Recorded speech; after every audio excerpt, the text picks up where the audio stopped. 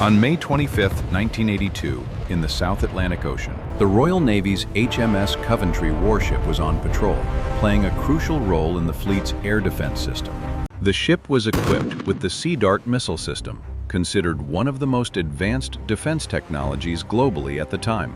Its radar system could monitor a range of tens of kilometers and track multiple targets simultaneously. In theory, no object could approach undetected. Yet, at 6:35 p.m. that day, two dark shapes suddenly appeared out of nowhere, skimming less than 10 meters above the sea surface. They flew so low that the radar couldn't identify them as aircraft, but only registered sea waves. These were not modern fighter jets. They lacked radar, had no target acquisition computers or guided missiles. In fact, they were four Argentine Skyhawks, based on a 1954 design. Just 30 seconds later, the HMS Coventry, weighing 3,500 tons, began to sink. A massive hole, the size of a car, was clearly visible on the ship's side. 19 sailors perished, and 30 others were injured. A tragedy that should never have happened, but it did. Today, on Engine History, we will explore why an aircraft seemingly incapable of victory turned into a terrifying nightmare for one of the most powerful naval fleets on the planet. In April 1982, the world watched the South Atlantic with great skepticism. Argentina, a nation with a weak economy and mired in crisis under the rule of a military dictatorship, invaded the Falkland Islands. For the military junta, this was a desperate attempt to regain legitimacy. As for the United Kingdom, this act was a direct challenge to their prestige as a naval superpower. Their response was immediate. A fleet of over 120 warships set sail, heading directly south, including aircraft carriers, destroyers, frigates, and even nuclear submarines. Hải quân Hoàng gia Anh đã thừa hưởng và duy trì quyền bá chủ trên biển trong nhiều thế kỷ. Sau khi trải qua hai cuộc đại chiến, họ tin chắc rằng không một lực lượng không quân Mỹ Latin nào có thể đe dọa vị thế của họ. Giới phân tích quân sự đều đồng tình rằng Argentina không có bất kỳ cơ hội chiến thắng thực sự nào. Tuy nhiên, mọi tình huống đều tiềm ẩn những biến số không được ghi nhận trong các báo cáo. Và vũ khí bí mật của Argentina không phải là công nghệ tối tân. Đó không phải là tên lửa thông minh, không phải vệ tinh, cũng không phải ưu thế về số lượng. Thay vào đó, đó là một chiếc máy bay nhỏ bé, giá rẻ và bị đánh giá thấp. Chiếc A4 Skyhawk nhỏ đến mức người Anh đã đặt cho nó biệt danh Boy Kiwi. Phần lớn trong số chúng là những chiếc máy bay cũ kỹ, gần như bị coi thường. Đối với các nhà hoạch định Anh, những chiếc máy bay cũ của Hải quân Mỹ này không hề gây ra mối đe dọa đáng kể nào. Chính nhận định sai lầm đó đã định hình toàn bộ chiến dịch hải quân. Về mặt lý thuyết, những chiếc Skyhawk của Argentina không có bất kỳ cơ hội nào để thành công. Những chiếc máy bay đó đã phục vụ hơn 20 năm. Chúng thiếu các biện pháp đối phó điện tử cần thiết. Chúng không có hệ thống gây nhiễu radar hay cảnh báo tên lửa để đối phó với các hệ thống phòng thủ hiện đại. Chúng hoàn toàn dễ bị tổn thương. Nhiều phiên bản thậm chí còn không có radar riêng. Bom của chúng là loại bom rơi tự do, một di vật từ một thời đại khác. Để sử dụng chúng, phi công buộc phải bổ nhào thẳng vào mục tiêu. Họ phải bay thẳng vào bức tường lửa phòng không. Khả năng chiến đấu tầm xa là hoàn toàn không có. Không có gì ngoài bản năng và lòng dũng cảm. Trong bất kỳ mô phỏng hiện đại nào, chúng đều được coi là những con cừu non đi vào lò mổ. Thêm vào tất cả những điều này là một kẻ thù thầm lặng, vô hình và dai dẳng. Chính là khoảng cách. Quần đảo Falkland nằm cách các căn cứ không quân của Argentina trên đất liền hơn 600 km. Đối với chiếc A4 Skyhawk, đó không chỉ là một con số trên bản đồ, mà còn là một bản án. Mỗi nhiệm vụ đều được tính toán đến từng giây, không bao giờ có nhiên liệu dư thừa, không có chỗ cho bất kỳ sai sót nào, và cũng không có kế hoạch B.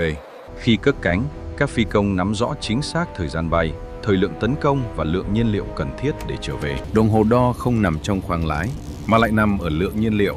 Bay càng cao thì càng tiêu tốn nhiều hơn. Việc tăng tốc quá mức đồng nghĩa với việc không thể quay lại.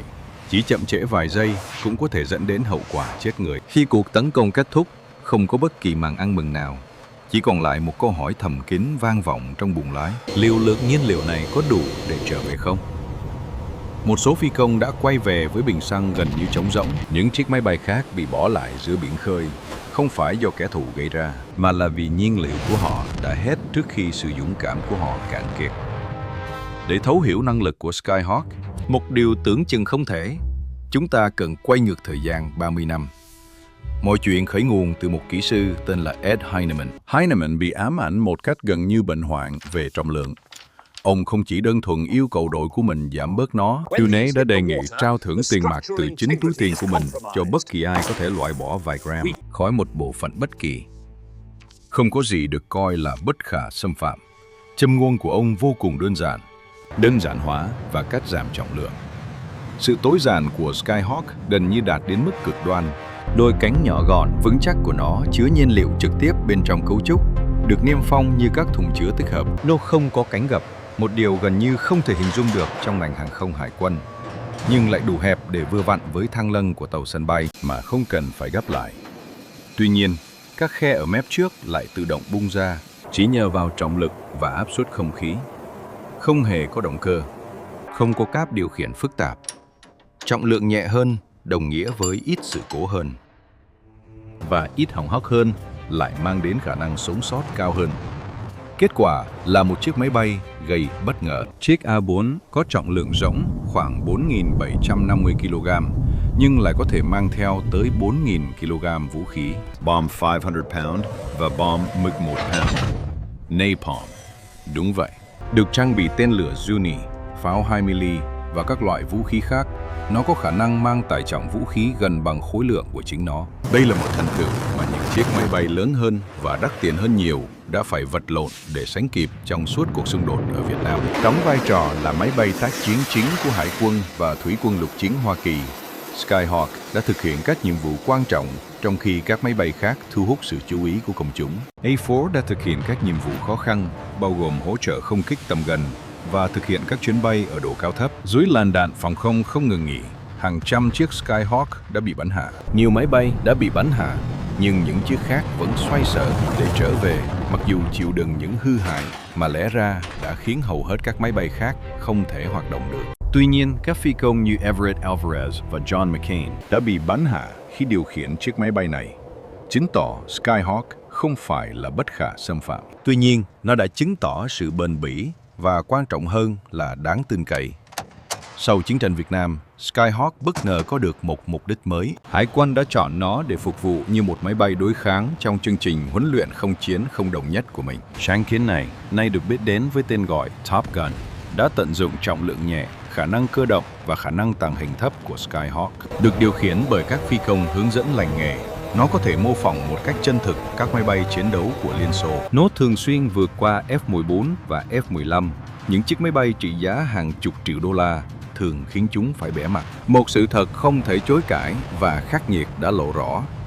Ưu thế công nghệ đơn thuần không đảm bảo chiến thắng. Trong chiến tranh Yom Kippur năm 1973, không quân Israel đã thực hiện hàng ngàn nhiệm vụ nhắm vào các đội hình thiết giáp của Ai Cập và Syria, chịu tổn thất nặng nề. Tên lửa SA-6 của Liên Xô đã bắn hạ hàng chục chiếc Skyhawk chỉ trong vài tuần. Các phi công đã phải dùng đến những chiến thuật tuyệt vọng, ứng biến, sử dụng phanh khí động học để đánh lạc hướng, tham gia ném bom bổ nhào và thực hiện các cuộc tấn công gần như tự sát. Họ đã chịu đựng những hy sinh to lớn, nhưng vẫn thành công ngăn chặn bước tiến. Các cuộc tấn công đe dọa sự tồn vong của quốc gia. Năm 1982, Skyhawk đối mặt với thử thách cuối cùng của nó. Trong cuộc xung đột Falkland, phi công Argentina đã sáng tạo một chiến thuật tuy đơn giản nhưng vô cùng liều lĩnh. Họ bay sát mặt biển chỉ cách 4,5 đến 9 mét, thấp đến nỗi những con sóng vỗ tung tóe lên buồng lái. Với độ cao cực thấp đó, radar của quân đội Anh hoàn toàn không thể nhận diện họ giữa nhiễu động của biển cả. Khi họ cuối cùng hiển thị trên màn hình, mọi chuyện đã không còn kịp nữa. Ngày 25 tháng 5, hai tốp Skyhawk đã thực hiện cuộc tấn công vào tàu khu trục HMS Coventry. Các phi công Mariano Velasco và Leonardo Barrionuevo đã lao thẳng vào làn đạn phòng không dày đặc. Không hề né tránh hay chần chừ, họ đã thả bom ở khoảng cách cực kỳ gần. 3 quả bom đã xuyên thủng Coventry. Những vụ nổ bên trong đã làm con tàu bị lật nghiêng và chìm hẳn chỉ sau 22 phút. Ngay trong ngày hôm đó, tàu hộ tống HMS Antelope cũng bị trúng bom, nhưng ban đầu chúng không phát nổ. Khi các chuyên gia kỹ thuật nỗ lực tháo gỡ, một quả đã bất ngờ phát nổ, xé toạc con tàu ngay trước ống kính máy quay.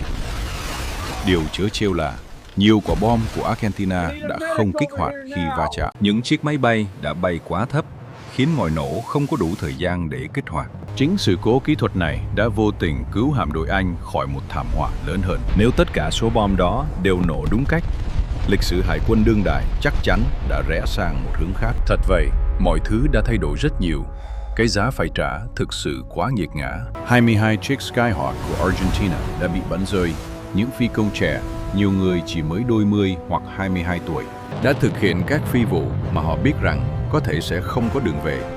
Một số đã bỏ mạng trên biển, những người khác thì vĩnh viễn không được tìm thấy.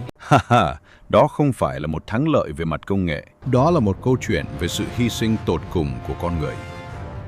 Chiếc A4 Skyhawk đã minh chứng rằng sự ưu việt Trong kỹ thuật không nằm ở việc bổ sung thật nhiều, mà là ở khả năng lược bỏ những gì không cần thiết. Một phi cơ tưởng chừng đã lỗi thời, đáng lẽ chỉ nên trưng bày trong viện bảo tàng, lại bất ngờ buộc hải quân toàn cầu phải xem xét lại toàn bộ hệ thống phòng thủ của mình. Nó đã khẳng định một điều: trong chiến tranh hiện đại, chiến thắng không phải lúc nào cũng nghiêng về phía những ai sở hữu công nghệ vượt trội nhất, mà là bởi những người biết cách khai thác triệt để và hiệu quả nhất những gì họ đang có. Nếu bạn đam mê những câu chuyện như vậy, nơi kỹ thuật, chiến thuật và yếu tố con người hòa quyện, thì đừng bỏ lỡ, hãy nhấn đăng ký kênh History and Mode này nhé. Hãy để lại một lượt thích và bật biểu tượng chuông để không bỏ lỡ bất kỳ thông báo mới nào từ chúng tôi. Chúng ta không bàn về những cỗ máy không tì vết, mà là về những cỗ máy đã thực sự xoay chuyển và định hình lại lịch sử.